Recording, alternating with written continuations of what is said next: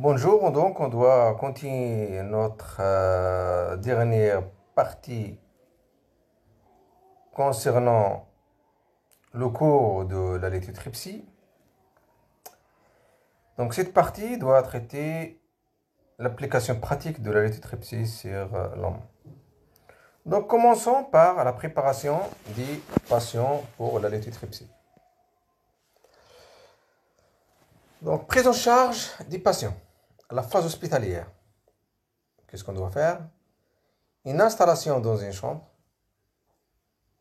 Chemise de bloc. Pose d'hyperfusion. On doit mesurer les paramètres vitaux. Prémédication une demi-heure avant. Vérification des dossiers médicaux et des dossiers anesthésiques. Les malades seront au service d'urologie le matin à jeun après être passé par le service des admissions. Le patient sera hospitalisé pour la journée seulement car la séance est prévue en ambulatoire.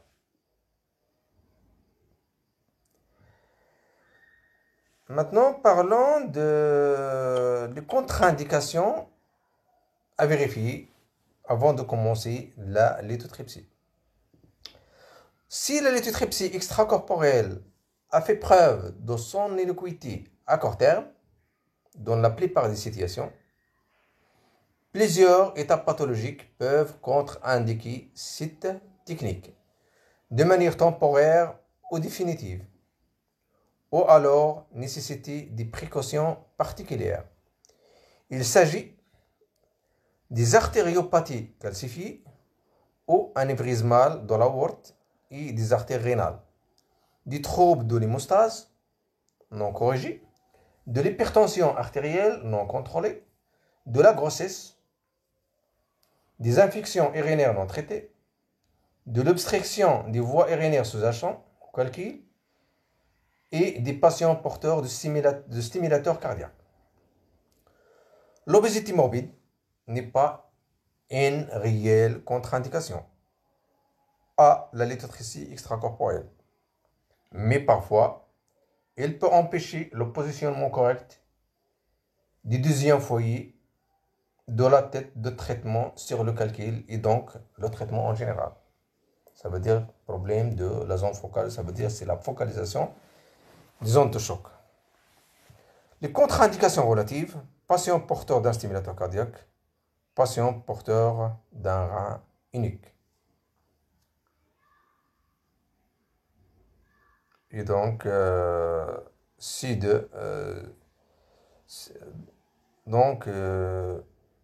faut revenir ici. Il y a patient porteur de stimulateur cardiaque. Mais ici, il y a des indications aussi. On peut le considérer comme des indications relatives. Mais il faut prendre l'avis d'un cardiologue pour les malades qui ont un stimulateur cardiaque avant de faire cet examen. La préparation des malades à la lithotripsie extracorporelle. Premièrement, il faut faire un bilan préopératoire.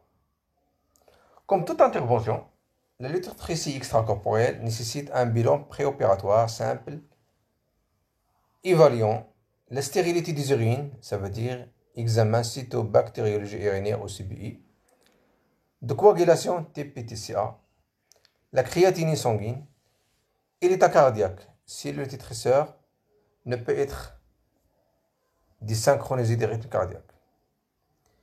Une aérographie intraveineuse IV vérifie la perméabilité des voies excrétrices et recherche une anomalie anatomique associée. Un abdomen sans préparation, il faut faire un ASP. La veille ou le jour de la séance complète, sobilopré, lithotripsie extracorporelle. Certains auteurs y associent une échographie rénovésicale et une scintigraphie rénale. Maintenant, parlons de l'anesthésie lors de la lithotripsie extracorporelle. De la majorité des cas, au début de la technique, la lithotripsie extracorporelle nécessite une anesthésie générale.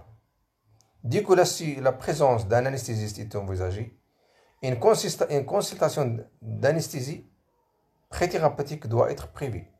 C'est le cas des multitresseurs piézoélectriques ou de certains appareils hydroélectriques à électrodes semi-conductives, ou pour la majorité des appareils électromagnétiques. Actuellement, les multitresseurs de dernière génération hydroélectriques modifiés ou à électrodes semi-conductives et surtout électromagnétiques ont permis de traiter sans anesthésie en première intention des calculs rénaux et ou de l'artère, surtout de topographie pelvienne. Maintenant, parlons du roulement de la lithotripsie extracorporelle. Comment on peut le pratiquer? Premièrement, l'installation des patients. L'installation des malades sur la table est le premier problème. Donc, il est capital de le maintenir dans la position sans mouvement, déplaçant le calcul repéré par rapport à la tête de tir, donc au foyer F2. Donc, qu'est-ce qu'il faut faire?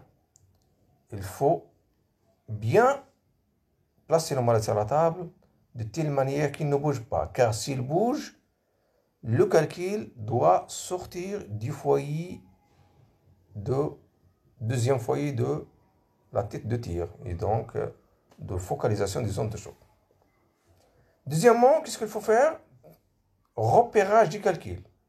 Le repérage du calcul se fait de deux façons, soit par fluoroscopie, par un bras en C, ou par échographie couplée en nom à la tête de tir. L'amplificateur de brillance est fixé sur un arceau mobile dans 3 axes pour me permettre de placer le calcul dans une mire correspondant à la tâche focale du foyer F2. Le calcul doit être radio-opaque. Pourquoi il soit radio-opaque? Pour qu'on puisse le repérer et le voir, afin qu'il puisse être visible par les rayons X. C'est le cas du calcul de Weyett.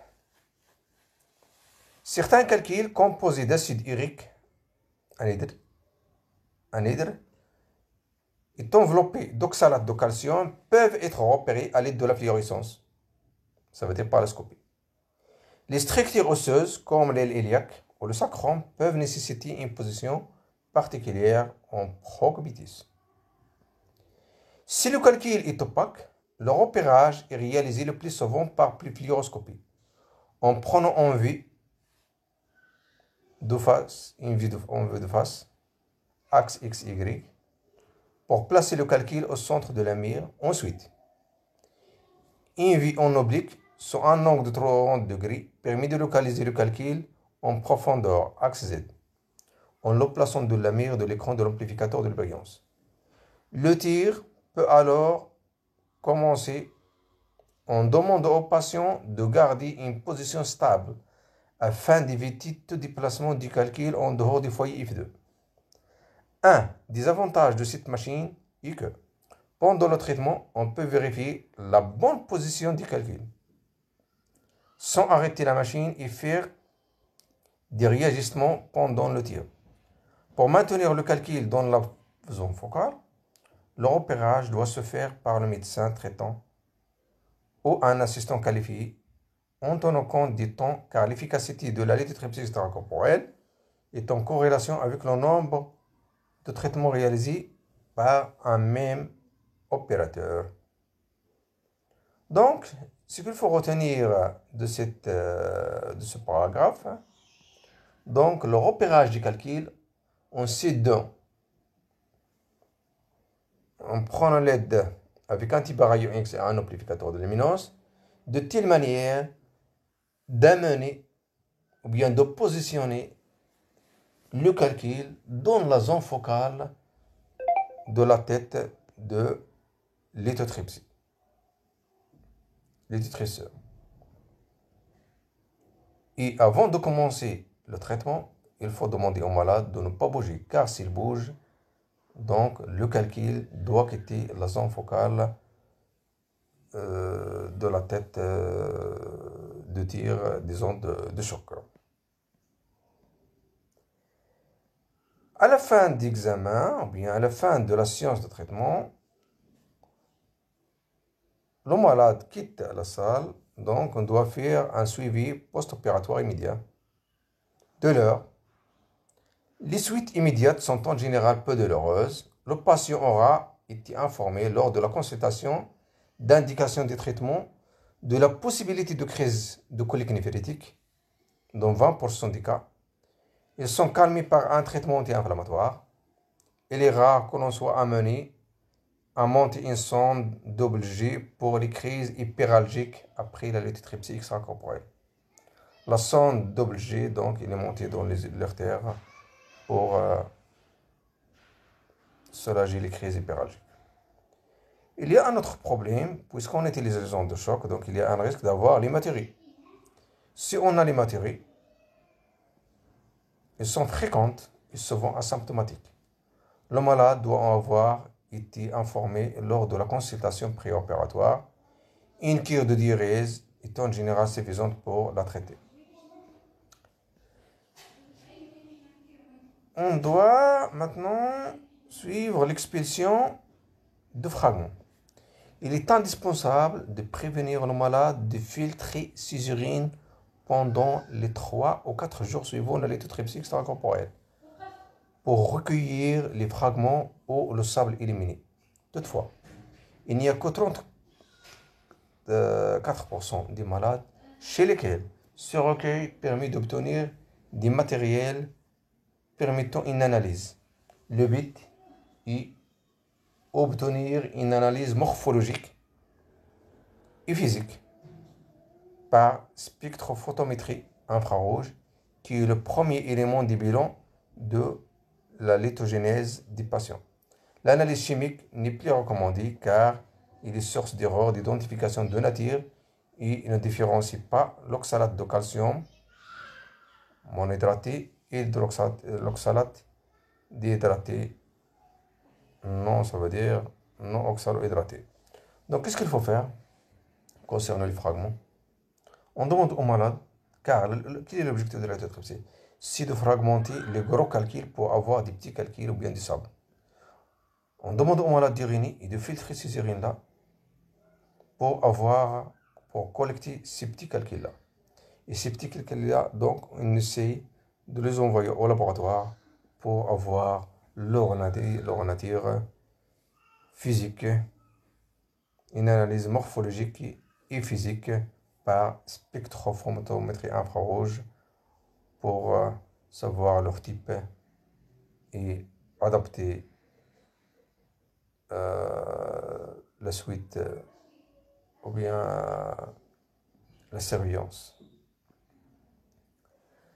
Bilan métabolique. Il doit être proposé systématiquement au plus tôt à 1 mois de distance de la fin du traitement physique du calcul ou de l'élimination des fragments. Ce bilan simple et peu coûteux permet de diminuer le risque de récidive par un traitement de fond adapté au type de calcul. Donc le bilan métabolique, son objectif, il permet aux patients d'éviter les récidives du calcul déjà traité par la lithotripsie. Ça veut dire pour ne pas y avoir une autre fois des calculs. Maintenant, on doit parler de ce qu'on appelle les risques et complications de la lithotripsie extracorporelle. Il y a les complications immédiates. Les complications immédiates de l'EC, comme l'hématérie, les douleurs, la migration du fragment, les hématomes sous-cutanés, ont été étudiés au début de l'utilisation de la lithotripsie extracorporelle. Les hématomes sous-capsulaires, ça veut dire avaient été constatés au début de l'utilisation de la technique. Ils disparaissent dans les 3 mois. Des troubles de l'hémostase méconnus peuvent les provoquer, mais l'exploration de la coagulation est obligatoire avant l'examen. Et même des hémophiles ont été traités après correction des déficits en facteur 8. Risque à moyen terme. Le risque à moyen terme d'obstruction secondaire par empierrement. Il vient des pierres. Ça veut dire que c'est une obstruction par des calculs. Donc, obstruction secondaire des bas urtères reste vrai. Elle doit être vérifiée. À la consultation de 1 mois et demi, par la réalisation d'une radiographie sans préparation ASP couché et d'une échographie rénale, s'assurant que la voie extractrice est fine. Ah, voilà, cette figure-là montre les différentes lésions indésirables que peuvent causer les lithotripsie extracorporelle en dehors de la fragmentation du calcul. Donc voilà, ici, ces points noirs, ce sont des lésions causées par les ondes de choc sur le rein. Ici, il y a des problèmes sur les intestins, donc ainsi sur le pancréas, ainsi de suite. Donc ce sont des problèmes indésirables ou bien des lésions tissulaires en dehors de ce qui est de base, ça veut dire la fragmentation du calcul. Maintenant, on doit parler de traitement des fragments lithiasiques résiduels après la lithotripsie extracorporelle. Le rôle et le devenir des fragments résiduels restent controversés. Cependant, différentes techniques ont été imaginées pour en faciliter l'élimination. Donc, le rôle de la lithotripsie, c'est la fragmentation du calcul. Donc, on aura des petits calculs ou bien du sable. Mais, qu'est-ce qu'il faut faire? Il faut essayer d'éliminer le taux des voies urinaires. Qu'est-ce qu'on fait? Il y a l'irrigation calicielle percutanée. Cette technique consiste à irriguer la tige calicielle inférieure contenant la lithiase au moyen d'un cathéter percutané et d'une solution saline. L'auteur Graham a montré la faisabilité de la technique sous couvert d'une sonde urétrale et vésicale pour éviter la distension de l'appareil urinaire en irriguant le calice inférieur de manière à continuer pendant la séance de lithotripsie. Il a traité avec succès 3 patients porteurs de lithiase calicielle inférieure comprises entre 12 et 20 mm de diamètre. Cette irrigation pourrait également être tentée ou poursuivie après la séance de la lithotripsie. Voilà la première technique qui est l'irrigation calicielle percutanée qui permet ou bien de favoriser l'élimination des fragments de lithiase. La mise en place des néphrectomie percutanée retire à la lithotripsie extracorporelle son caractère non invasif. Il lui s'y rajoute une morbidité propre à la mise en place de tout cathéter. Par contre, il est incontestablement moins traumatique pour le parenchyme rénal qu'une néphrélototomie percutanée dont il est réalisé déjà la première étape. Donc cette première technique, il élimine plus ou moins la non-invasivité de la lithotripsie extracorporelle qui est normalement pas d'acte chirurgical. L'irrigation calicielle rétrograde. Cette technique consiste à irriguer sélectivement l'arbre caliciel inférieur contenant la lithiase, mais cette fois-ci de manière rétrograde, au moyen d'un cathéter codé et orientable progésiste avant la séance de la lithotripsie. Ça veut dire on entre des voies urinaires. Par exemple, prenons le cas de l'étude de Nestlé a utilisé un cathéter d'angiographie Cobra de 4 à 6 French pour irriguer de manière intermittente les calices inférieurs de 20 cc de soluté salin. Cette étude prospective et randomisée portant sur 45 patients porteurs de calcul caliciel inférieur mesurant 3 à 23 mm a montré que l'on pouvait débarrasser 71% des patients de taux résidu lithiasique contre 54% des patients dans le groupe de contrôle. Là encore, cette technique peut être considérée comme invasive. Voilà, c'est un autre problème. Avec les risques infectieux et traumatiques de l'endoscopie et de la mise en place d'un cathéter rétrograde. Et elle pourrait en tout cas se justifier chez les patients porteurs de grosses lithiases, chez qui la pose d'une endoprothèse urétrale avant la lithotripsie est nécessaire. Elle pourrait également être réalisée chez des patients porteurs de fragments résiduels à distance de la lithotripsie, mais elle nécessite alors le plus souvent une nouvelle analgésie ou sédation. Cette technique aussi présente des problèmes ça veut dire, il élimine l'invasivité de lithotripsie extracorporelle ainsi que des problèmes infectieux. C'est un autre problème pour éliminer les petits fragments. La lithotripsie extracorporelle pour le traitement des fragments lithiasiques résiduels. Troisièmement,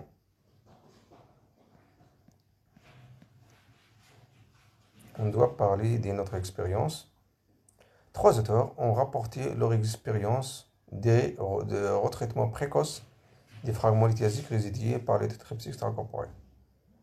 A montré que seuls les fragments lithiasiques contenus dans les calices abnormaux ou très modérément dilatés s'éliminent après retraitement.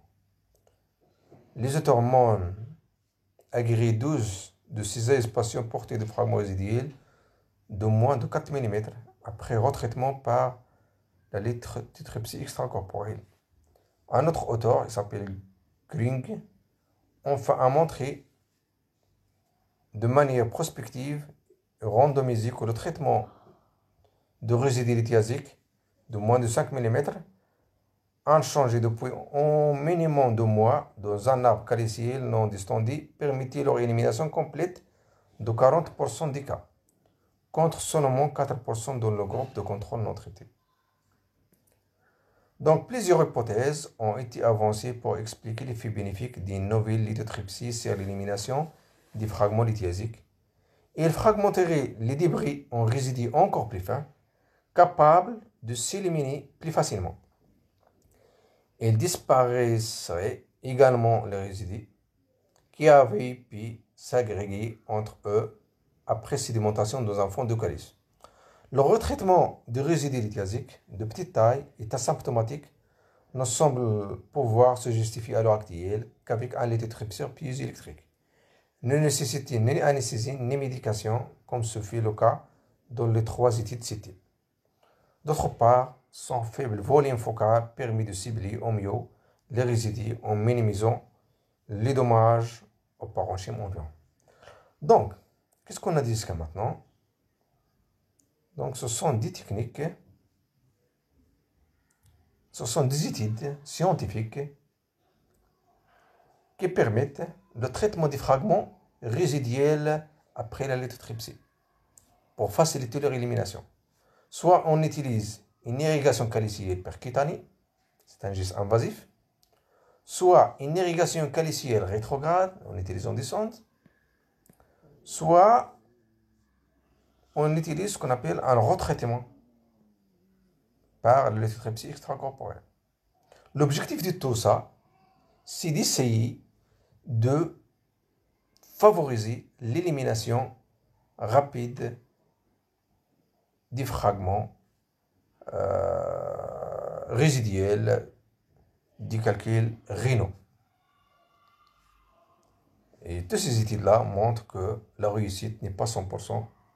Donc il y a toujours un nombre de patients qui ont réussi à éliminer leurs calculs résiduels par chaque technique. Par contre, d'autres ne sont pas, ou bien ils sont échoués à éliminer leurs calculs résiduels.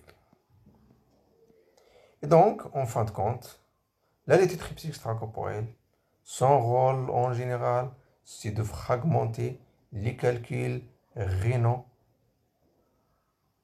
bien des voies urinaires. Il fragmente le calcul en petit calcul, ça veut dire ou bien sous forme de sable. Et ce petit fragment, il s'élimine soit spontanément en buvant de l'eau, ou bien en utilisant les techniques qui ont été décrites par certains auteurs scientifiques.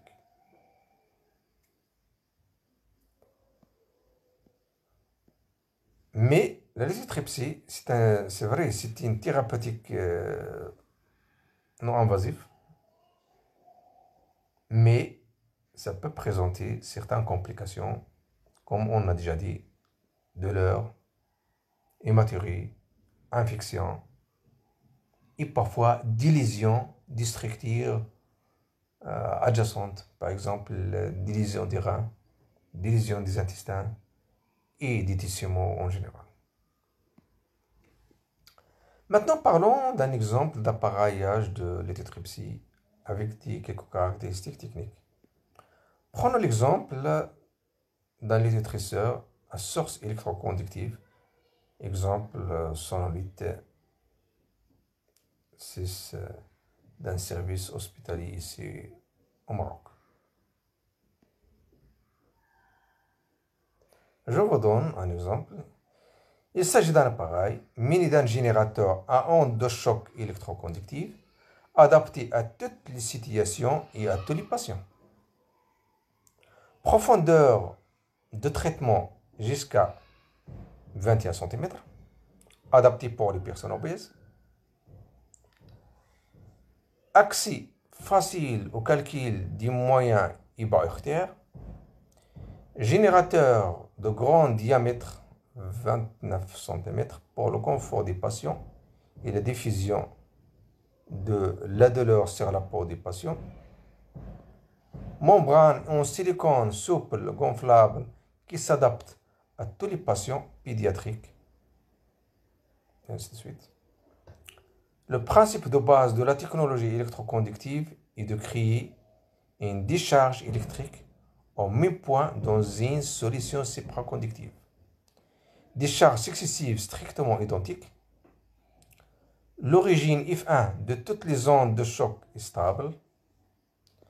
Chaque onde est systématiquement focalisée sur le même point focal F2. On a déjà parlé de ça. Régulateur automatique de pression, ça veut dire mesure et ajuste en temps réel la pression au point focal.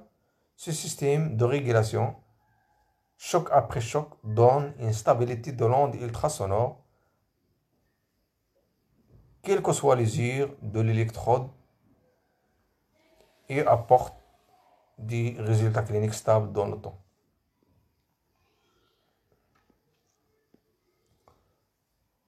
Automatique, ultrasound positioning system, l'ergonomie du système exclusif AIPS donne à l'urologue une grande flexibilité pour trouver la meilleure fenêtre acoustique, tout en conservant le point focal au centre de l'image échographique. La combinaison des repérages automatisés et des mouvements robotisés du système permet de toujours garder le calcul en ligne de mire.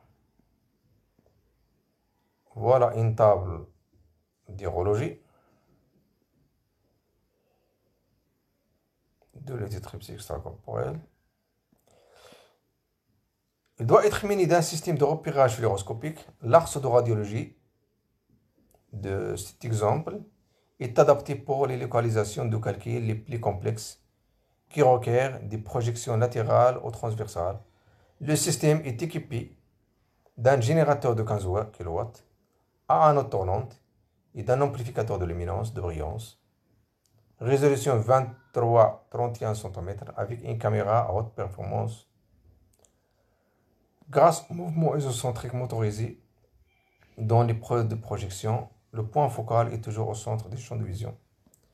Ergonomie de connectivité, ça veut dire les bases de données ouvertes d'ICOM 3. La connexion au service de télémaintenance. Le bilan pré-lithotripsie extracorporelle comporte au minimum une IEV pour apprécier l'anatomie intrarénale et éliminer un obstacle sous-jacent au calcul sur les voies excrétrices urinaires. Et voilà. Donc, cet exposé concernant cet appareillage que vous voyez ici, c'est seulement un exemple pour vous montrer quelques caractéristiques techniques, mais ça ne rentre pas dans la publicité, mais seulement pour vous montrer certaines caractéristiques d'ordre général à retenir pour savoir quelles sont les grandes lignes d'un appareil sur lequel on peut travailler. Et donc, notre cours sur la lithotripsie a pris fin. Et donc, on peut résumer tout ce qu'on a dit. On a parlé un petit peu sur l'introduction, l'historique, les calculs rénaux, l'onde de choc, ça veut dire comment on peut le produire, les différents types de générateurs de production des ondes de choc, surtout générateurs électro-hydrauliques, piézoélectriques, électromagnétiques, qui permettent la génération et la focalisation de l'onde de choc. On a parlé des mécanismes de fragmentation des différents calculs rénaux ou bien des voies urinaires. Et puis, on a parlé aussi de, comme on a déjà dit, de l'aspect pratique de la lithotripsie, ça veut dire la préparation des patients, le déroulement de la lithotripsie extracorporelle. Et enfin, on a terminé par un exemple d'appareillage de lithotripsie et ses caractéristiques techniques pour avoir de grandes idées sur ces caractéristiques-là. D'ordre général, ce n'est pas en valeur chiffrée, mais d'ordre général. Et comme vous savez, la lithotripsie, c'est une technique qui permet de traiter la lithiase rénale en le fragmentant en petits fragments. Et ces petits fragments, ils s'éliminent soit de manière spontanée, en buvant de l'eau, ou bien en utilisant certaines techniques proposées par certains auteurs. Mais la lithotripsie peut avoir des contre-indications et aussi peut avoir des complications, surtout par exemple des hématuries et certaines lésions tissulaires que peut avoir le patient. Et donc, je vous remercie pour votre attention concernant ce cours de lithotripsie qui a été subdivisé en 3 vidéos à voir sur la chaîne YouTube dans laquelle sont publiés. Et bonne chance pour vos examens et merci.